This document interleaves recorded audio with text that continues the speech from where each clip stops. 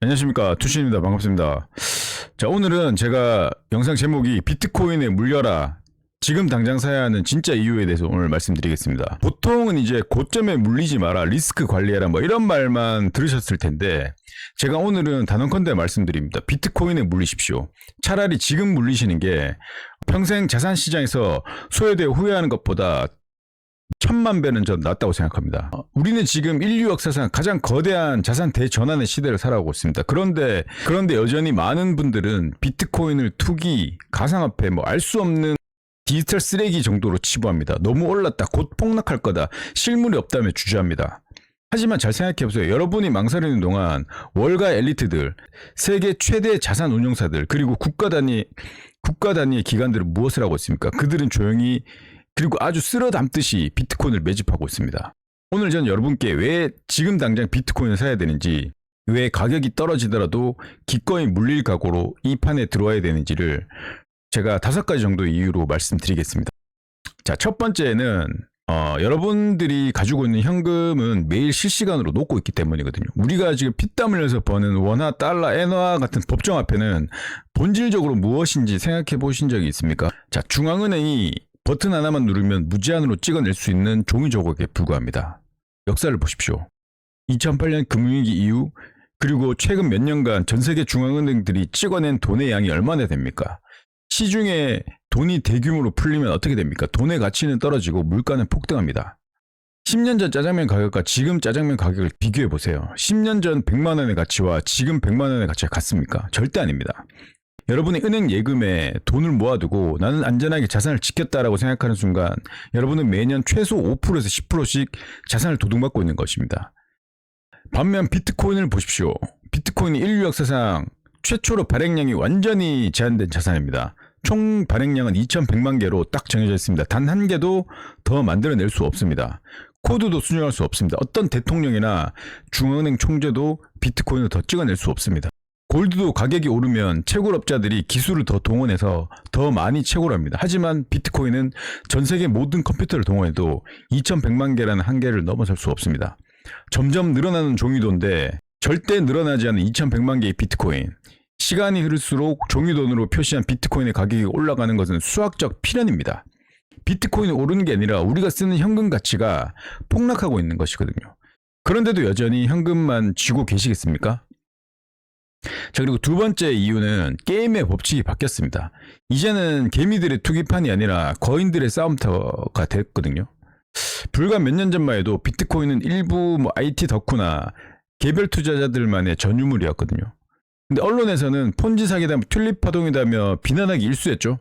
하지만 지금은 어떻습니까? 세계 최대 자산 운용사인 블랙록이나 피델리티 같은 거대 금융 공룡들이 비트코인 현물 ETF를 출시했습니다. 이게 어떤 의미이신지 아십니까? 전 세계 기관 투자자들의 자금, 연기금, 퇴직금, 그리고 고액 자산가들의 돈을 합법적이고 공식적인 통로로 비트코인에 밀려오기 시작했다는 뜻이거든요. 블랙록이 관리하는 자산만 해도 수조 달러에 달합니다. 그들의 자산이 단 1%, 아니 0.5%만 비트코인으로 들어와도 비트코인 가격은 우리가 상상하는 그 이상으로 치솟게 됩니다. 그뿐만 아닙니다. 국가 단위의 움직임이 포착되고 있습니다. 엘살바도르가 비트코인을 법정 통화로 채택한다고 했을 때 사람들은 비웃었죠.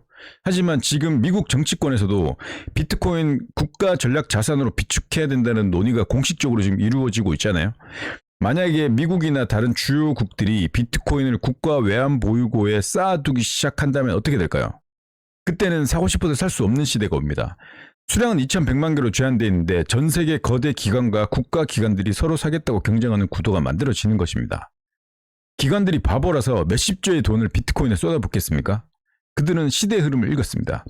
판이 완전히 바뀐 상황에서 비트코인 옛날에 100만 원 할 때 사둘 걸 하고 후회만 하고 계실 겁니까? 지금 진입해도 결코 늦지 않았습니다. 자, 세 번째 이유는 비트코인은 프로그래밍된 희소성, 즉 반감기의 법칙입니다. 비트코인은 4년마다 새로운 비트코인이 생성되는 양이 절반으로 줄어드는 반감기라는 독특한 메커니즘으로 프로그래밍 돼 있습니다. 처음 비트코인이 나왔을 때는 블록 하나당 50개가 나왔습니다. 그러다 4년 뒤에 25개, 그 다음엔 12.5개, 그 다음에 6.25개, 최근 반감기를 거치면 3.125개까지 줄어들었습니다. 경제학에서 가장 기본적인 원리가 뭡니까? 수요와 공급의 법칙이죠. 수요가 일정하더라도 공급이 줄어들면 가격은 상승합니다. 역사적으로 비트코인은 반감기를 거친 이후 1년에서 1년 반 사이에 항상 정고점을 경신하며 폭발적인 대세 상승장을 만들어냈습니다. 단 한 번도 예외가 없습니다. 물론 과거의 패턴이 100% 미래를 보장하지 않는다는 말의 분석가들도 있죠. 물론 100%는 없지만, 하지만 비트코인 코드는 거짓말하지 않습니다. 수학 공식처럼 정해진 공급 강도는 결국 시장에 엄청난 공급 부족을 일으킬 수밖에 없습니다. 거래소에 남아있는 비트코인 잔고는 계속해서 사상 최저치를 경신하고 있습니다.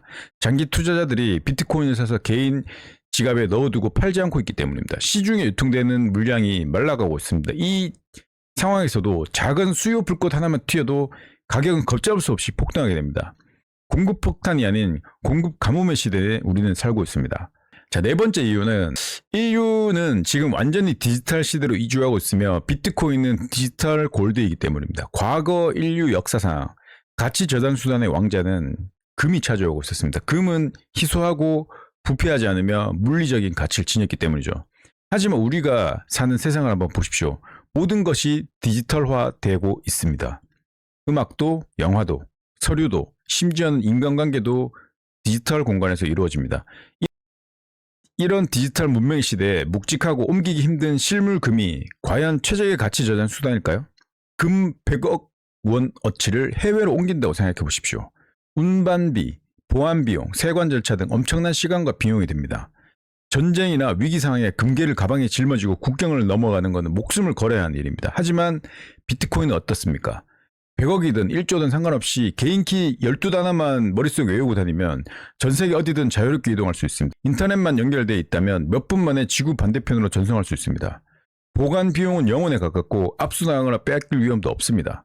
지금 젊은 세대, 일명 이제 MZ세대라고 부르죠. 미래 세대들은 금보다 비트코인에 훨씬 더 친숙합니다. 이들이 사회의 주축이 되고 자산을 물려받는 시대가 되면 금에 있던 자금들이 대거 비트코인으로 저는 이동하게 될 거라고 저는 보고 있는데, 현재 금 시가총액이 15조에서 16조 달러 정도 되는데, 반면 비트코인 시가총액은 금의 10분의 1 수준에 불과하거든요. 비트코인이 금의 시총 절반만 따라잡아도 지금 가격에 몇 배가 뛰어야 됩니다. 자, 그럼 마지막 5번째입니다. 오늘 영상의 핵심 주제인데, 왜 하필 물려라라고 제가 표현했냐면, 사람들은 항상 최적의 타이밍 바닥을 잡으려고 생각하거든요. 너무 지금 많이 올랐으니까 조정받으면 사야지, 음봉 나오면 사야지 하고 기다립니다. 하지만 시장은 절대 여러분들에게 친절하게 바닥을 보여주지 않습니다. 기다리는 조정은 오지 않고 날아가거나 막상 폭락이 오면 공포에 질려서 손이 나가지 않죠.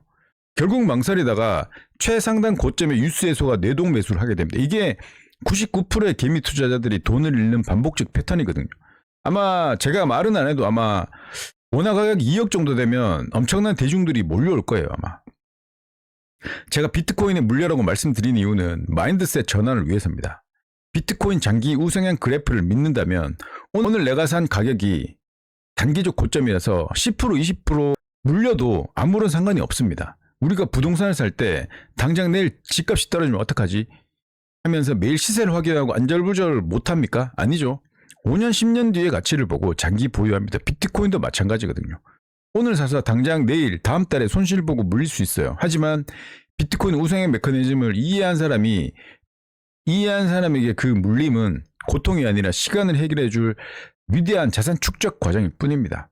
오히려 물렸을 때 기분 좋게 분할 매수로 더 모아갈 수 있는 배짱과 확신이 있다면 단기적 변동성의 파도를 견뎌낸 사람이 몇 년 뒤 상상할 수 없는 엄청난 수익률이라는 열매를 맺게 된다고 저는 생각하는데, 적당히 간보다 기회를 놓치지 마시고 차라리 지금 기꺼이 물릴 각오로 시장에 참여하십시오.